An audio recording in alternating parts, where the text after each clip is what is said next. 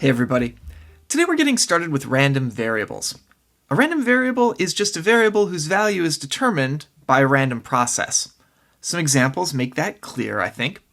You roll a die twice and you take the total, the sum. You flip a fair coin 50 times and you count the number of heads.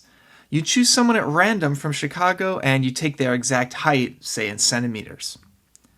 Not all outcomes of probability experiments are random variables. For instance, you pick a random puppy dog at the shelter and you look to see if it's male or female.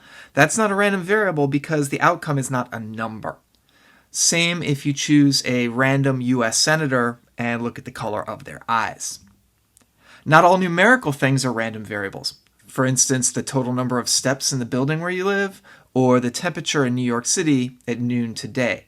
Both of these things are numbers, but neither one of them is the result of a random process. These are just numbers. The house, the building where you live, has a certain number of steps.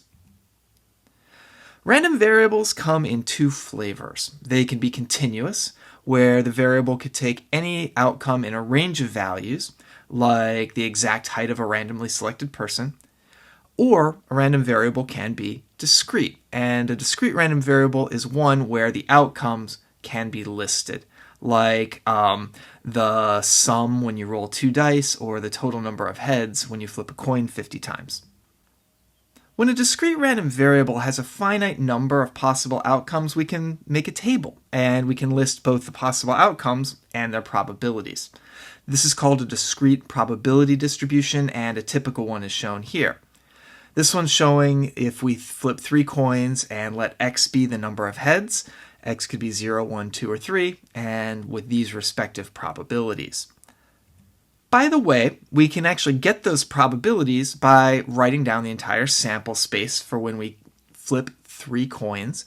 We get outcomes like tails, tails, tails, and heads, tails, tails. And then we can just classify which of the events x equals 0, 1, 2, or 3 each of those possible outcomes corresponds to. They're each equally likely. So for instance, for x equals 1, we have 3 outcomes in that event out of 8 total. The probability is 3 in 8. Discrete probability distributions are often computed from frequency distributions, like in this example. Suppose we have a sample of 100 adults from the United States, and we ask each one of them, how many times did you eat dinner out last week? We have 49 that say 0, 22 that say 1, and so on. So this is a frequency distribution. If we pick one person at random from this set of 100 people, we then have a random variable. We have a random process that then gives us a numerical value at the end, 0, 1, 2, 3, 4, or 5. And we have these respective probabilities.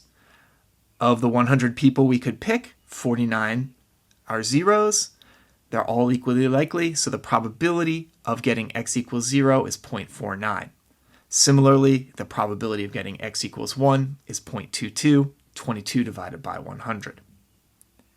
We can also make a probability histogram whenever we have a discrete probability distribution. So, like this probability histogram comes from that last example. And the probability histogram is always going to have exactly the same shape as the corresponding frequency histogram. The only difference is the way that the vertical axis is labeled, probability instead of frequency.